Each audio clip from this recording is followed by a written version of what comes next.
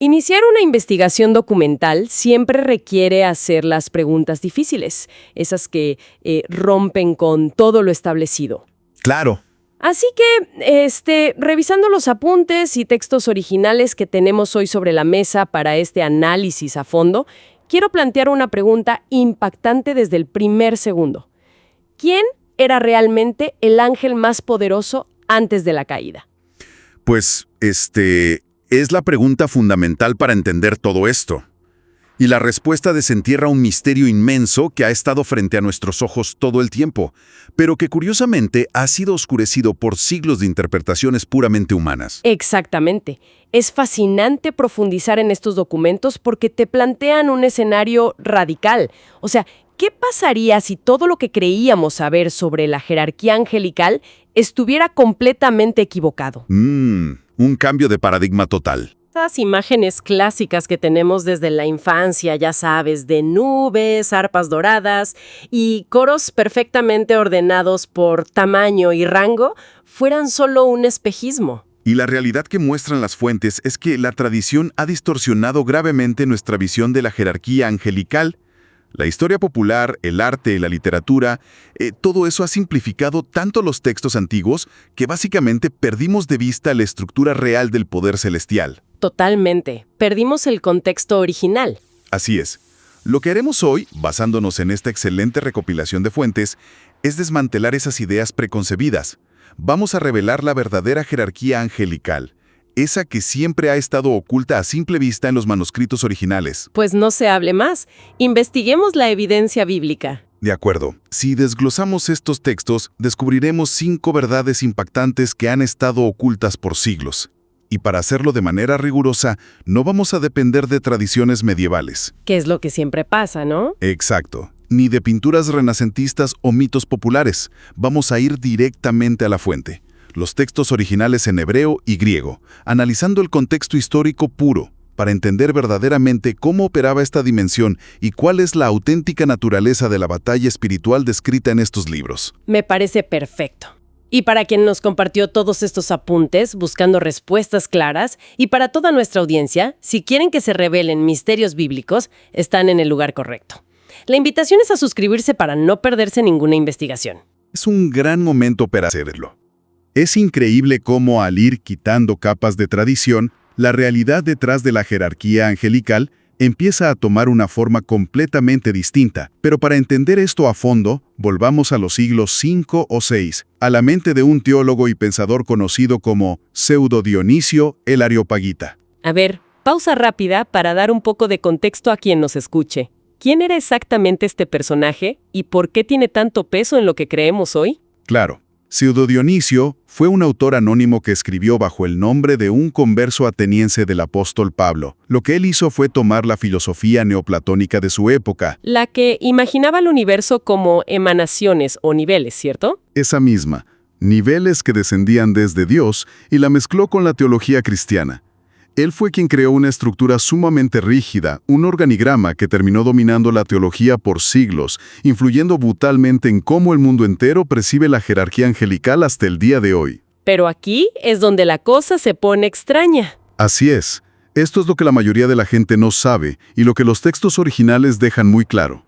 Los famosos 9 coros angelicales, con los serafines en la cima, los querubines en segundo lugar y los arcángeles relegados hasta el 8º puesto. Ese organigrama tan famoso. Exacto, pues no son un organigrama bíblico estricto, son en realidad una estructura filosófica inventada por Pseudo Dionisio. Es un sistema místico, no una lectura literal de las escrituras. O sea, literalmente, la humanidad tomó un tratado filosófico medieval que intentaba categorizar lo incomprensible y lo convirtió en dogma absoluto. Porque si contrastamos eso con las escrituras que tenemos aquí, la imagen cambia por completo. Radicalmente. Por ejemplo, en Isaías capítulo 6, versículos del 2 al 7, vemos a los serafines rodeando el trono, proclamando la santidad divina. Y en el libro de Génesis, capítulo 3, versículo 24, los querubines aparecen guardando el camino al Edén. Fíjate bien en esas descripciones. No actúan como rangos militares en un ejército estructurado, de esos donde tienes al general, al coronel y al soldado raso. Sino que ejecutan funciones específicas. Exactamente. Son descripciones de roles dentro de la jerarquía angelical. Los serafines, cuyo nombre en hebreo sugiere los ardientes, están asociados con la purificación y la adoración incesante. Los querubines están constantemente asociados con ser guardianes de espacios sagrados. Ya veo. Al forzar los textos bíblicos dentro de la clasificación ordenada de Pseudo Dionisio, la tradición humana básicamente sobrepasó a la Escritura. Pero esperen, esto significa que la Iglesia y gran parte de la cultura occidental han estado usando lentes completamente equivocados para leer estos textos antiguos durante siglos. Hemos estado intentando encajar a seres de un inmenso y aterrador poder dimensional en pequeñas y ordenadas cajas filosóficas. Tal cual. Y quitarse esos lentes medievales nos permite analizar bajo una nueva lupa el tema central. Y eso nos lleva a la verdadera identidad y posición del villano más famoso de toda la historia bíblica. Porque uno asume que conoce la historia de Lucifer. Claro. Pero aquí es donde la cosa se pone extraña.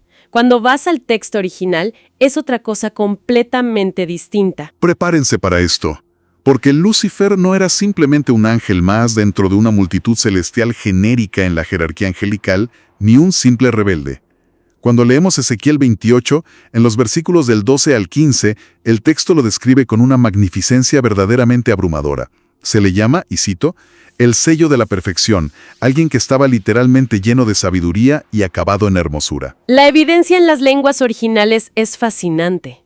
En el hebreo antiguo de Isaías 14, versículo 12, se le llama Helel ben Shahar, que se traduce como lucero, hijo de la mañana o portador de la luz. Así es. Y luego, en Ezequiel, el término hebreo utilizado es Kerub Hamimshak Hasoshek. Y aquí te pido ayuda porque las notas dicen que esto significa querubín de la guarda ungido o querubín protector. Estamos hablando de un guardaespaldas literal. ¿Qué significa esto en el contexto de esa época? Es una excelente pregunta. Para entenderlo, tenemos que pensar en el Arca de la Alianza en el antiguo Israel. La tapa del arca se llamaba el propiciatorio, y era el lugar literal donde la gloria de Dios descendía para habitar entre los hombres. Sobre esa tapa había figuras de oro de querubines con sus alas extendidas, cubriendo y protegiendo ese espacio sagrado. Entiendo la imagen. Cuando el texto llama a Lucifer el querubín protector ungido, está diciendo que él era la versión cósmica y viva de eso dentro de la jerarquía angelical. La palabra ungido implica una consagración directa, un propósito altísimo y exclusivo. Su función de protector o cubridor sugiere que resguardaba algo de inmenso valor sagrado, la presencia misma del Creador. ¡Qué fuerte! Además, los textos mencionan que estaba cubierto de todas las piedras preciosas imaginables, zafiros, esmeraldas, diamantes, y que caminaba en medio de las piedras de fuego en el monte santo de Dios. O sea, estamos hablando de un ser imponente.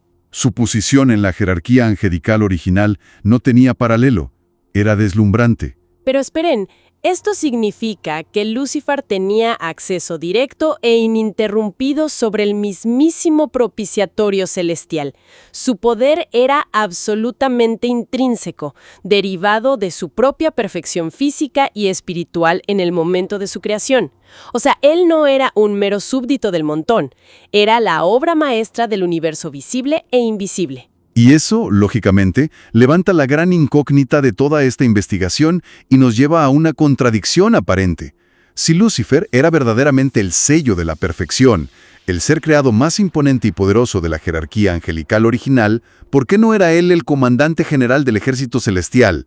Es una excelente duda. ¿Por qué sus funciones eran de adoración y protección de la santidad divina, pero no militares? Pero aquí es donde la cosa se pone extraña. Justo cuando crees que ya entendiste el panorama, los textos nos presentan otro perfil completamente distinto. Demos un giro completo a esto, porque resulta que el poder intrínseco, esa perfección y belleza absolutas de las que gozaba Lucifer, fue contundentemente derrotado por un tipo de poder completamente diferente. Un poder que no se basa en el brillo personal, sino en un poder delegado.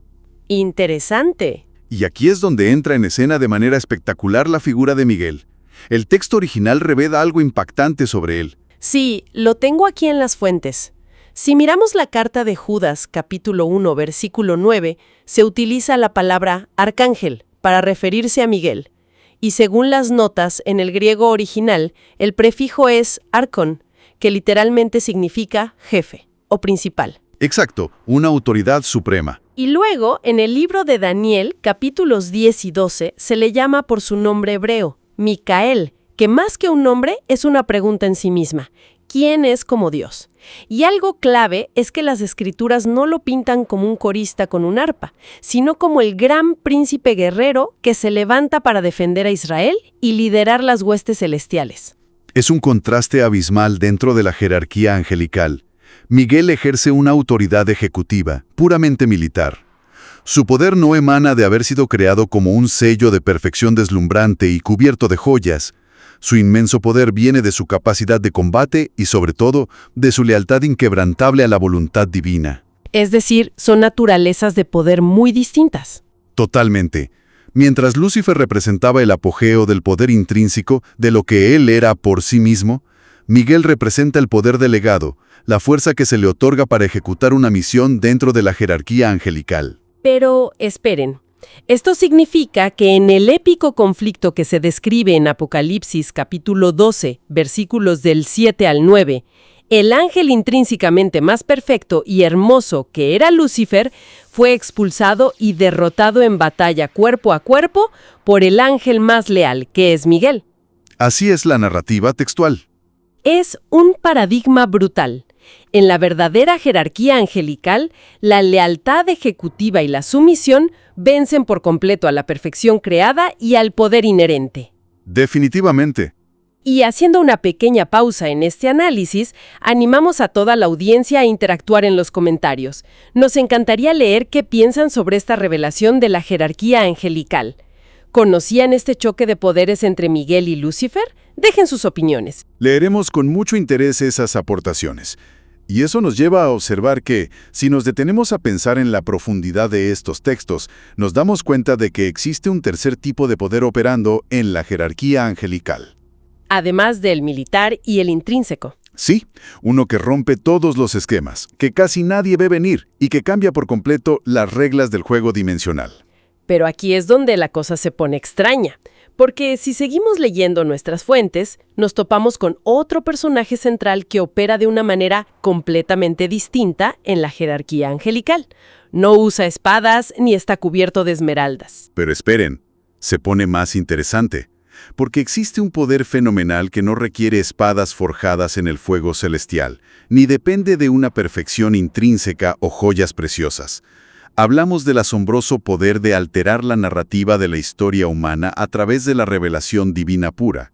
Y este es el dominio exclusivo de Gabriel. Revisando los apuntes fonéticos, el nombre hebreo Gabriel se traduce como hombre de Dios o poder de Dios. Y vaya que hace honor al nombre. Vaya que sí. Según estos textos, cuando Gabriel aparece en escena, la realidad misma parece doblarse a su alrededor. En el libro de Daniel, capítulos 8 y 9, él es el encargado de desvelar y explicar profecías increíblemente complejas sobre el fin de los tiempos y el destino de los imperios. Y no solo en el Antiguo Testamento. Exacto. Dando un salto al Nuevo Testamento, en el Evangelio de Lucas, capítulo 1, él altera literalmente el curso del destino humano. Absolutamente. Anuncia el nacimiento de Juan el Bautista a Zacarías y luego, en un evento que parte la historia en dos, le anuncia a María el nacimiento del mismísimo Jesucristo. En ese encuentro, él mismo declara su asombrosa posición dentro de la jerarquía angelical diciendo una frase muy específica: «Yo soy Gabriel que estoy delante de Dios». ¡Qué fuerte declaración! Que estoy delante de Dios. O sea, tiene un acceso continuo a la presencia divina, similar al rol original que tenía Lucifer en la jerarquía angelical, pero con una función de emisión en lugar de solo protección. Exacto. Su poder no radica en la fuerza física o en liderar ejércitos como Miguel. Su poder es la inmensa y aterradora autoridad de ser el portador de la palabra de Dios. Transmitir un mensaje que inaugura una nueva era en el cosmos requiere un nivel de autoridad y pureza incomparables en la jerarquía angelical. Pero esperen, esto significa que Gabriel tiene el poder absoluto del mensajero dimensional. Él no necesita descender a la Tierra a pelear físicamente con demonios o entidades oscuras.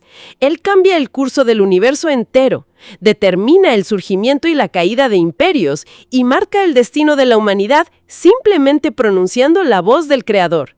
Es un poder de influencia y transformación que eclipsa cualquier noción de fuerza bruta.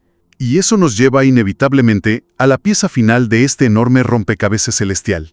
En los textos originales hemos visto perfección intrínseca, hemos visto fuerza militar delegada y hemos visto el poder de alterar la realidad mediante la palabra revelada.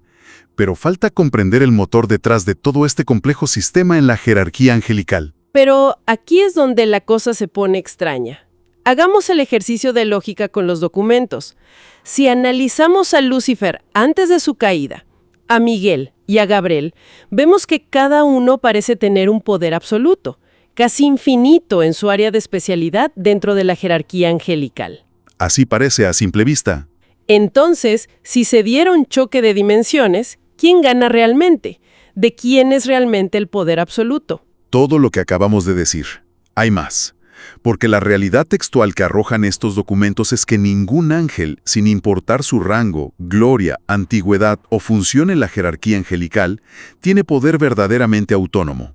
Esto cambia todo lo que asumimos intuitivamente sobre los reinos espirituales. La evidencia bíblica que revisamos aquí es verdaderamente letal para la idea de la autonomía espiritual.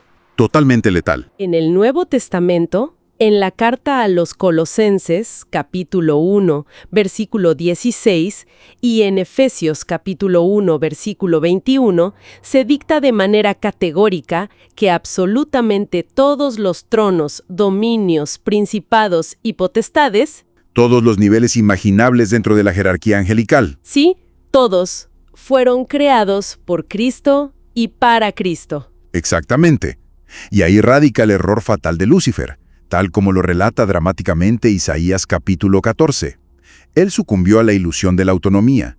Su iniquidad profunda, el origen del mal según estos textos, fue el orgullo supremo de pensar que la luz que portaba y el inmenso poder que ejercía en la jerarquía angelical eran suyos por derecho propio. Se le olvidó su posición de criatura. Olvidó que su esplendor sin igual era solo un reflejo del Creador, no una fuente de energía independiente. Al intentar exaltar su propio trono, al declarar, yo subiré, yo seré semejante al Altísimo, cortó su propia conexión con la única fuente real de poder y vida en el universo. Me encanta cómo lo explican estas notas. Es como si Lucifer hubiera sido la batería más sofisticada y poderosa jamás creada. Pero esperen, esto significa que el verdadero poder en el reino espiritual no se mide por la capacidad física de combate, ni por la belleza deslumbrante, ni por la antigüedad en la jerarquía angelical. Se mide exclusivamente por el nivel de sumisión a Dios. Esa es la clave textual. La rebelión literalmente desconectó a Lucifer de la fuente de energía. Quedó como una batería enorme pero desenchufada, operando con una carga residual pero finita, que eventualmente se va a agotar. Es loquísimo pensarlo así. Es una analogía perfecta. El poder delegado en obediencia es infinito. El poder retenido en rebelión es perecedero. Y eso nos lleva a retroceder un paso, observar todas estas piezas sobre la mesa y ver la imagen completa de cómo funciona realmente la jerarquía angelical y la creación invisible según los manuscritos originales. Mapemos esto de manera visual y conceptual para quien sigue esta investigación. Hemos desmantelado siglos de mitos medievales para extraer el núcleo de la verdad textual. Resumiendo nuestros hallazgos, podemos establecer 4 puntos clave irrevocables según estos documentos antiguos. Número 1. La jerarquía angelical bíblica no es el organigrama rígido, corporativo y estático de la tradición medieval que nos vendió Pseudo Dionisio. Es una estructura mucho más dinámica, fundamentada en funciones específicas y en la autoridad delegada. Completamente. Número 2.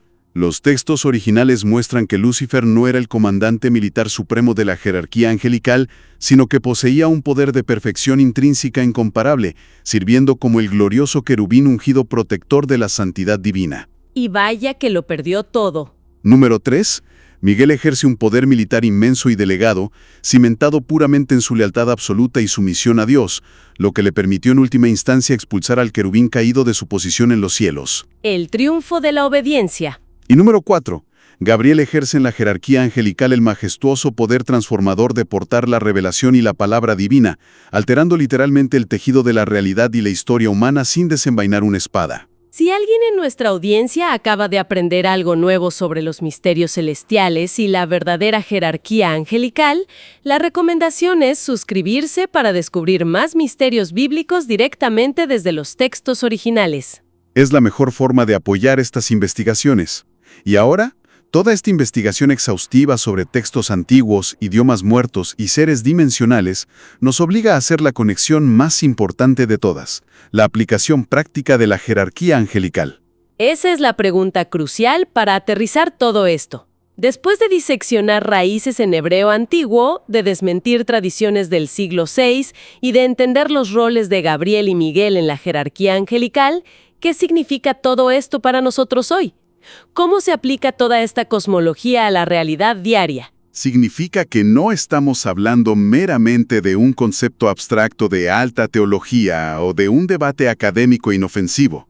Entender cómo opera realmente la jerarquía angelical revela la extrema seriedad y el peligro muy real y cotidiano del orgullo y el pecado.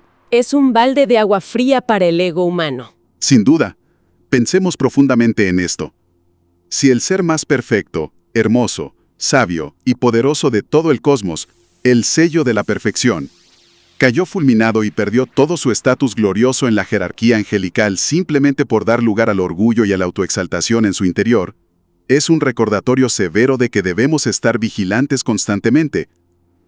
Nuestra propia suficiencia es por mucho nuestro mayor enemigo. Que nuestra fuerza en la verdadera batalla espiritual diaria no radique en nuestros propios talentos, en nuestro nivel de intelecto, en nuestras capacidades innatas o en cuántos recursos tenemos.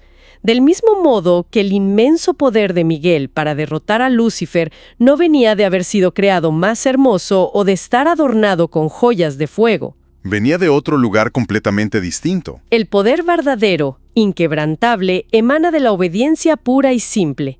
Al tomar la decisión consciente de rendir nuestra autonomía y buscar la voluntad del Creador en el día a día, ocurre algo asombroso. Según estos textos, hay un alineamiento directo con las mismas fuerzas celestiales operativas en la jerarquía angelical que lidera Miguel. Es, en esencia, la victoria eterna de la lealtad sobre la rebelión. La humildad auténtica y la sumisión constante no son signos de debilidad en estos textos. Son la única verdadera estrategia militar efectiva en el ámbito espiritual. El orgullo ciego precedió la caída más catastrófica en la historia de la jerarquía angelical, mientras que la obediencia garantiza la protección divina y el acceso al verdadero poder delegado. Y así, llegamos al final de estos apuntes, pero al mismo tiempo nos encontramos al borde de un abismo frente a un misterio aún mayor y sin resolver. Así pasa siempre con estas fuentes. Si los textos originales demuestran de forma tan contundente que nuestra comprensión popular de la jerarquía angelical ha sido tan manipulada por siglos de tradición humana e interpretaciones filosóficas, nos deja pensando profundamente. Claro, abre puertas gigantescas. Veo en los márgenes de tus notas referencias a otros textos antiguos, libros que fueron retirados intencionalmente de la vista pública hace milenios. Si estuvimos equivocados sobre el ángel más perfecto de la jerarquía angelical, ¿qué otras entidades espirituales están operando ahora mismo fuera de nuestra vista? ¿Qué revelan documentos como el libro de Enoc sobre los verdaderos arquitectos de la civilización antigua? Es una pregunta que eriza la piel.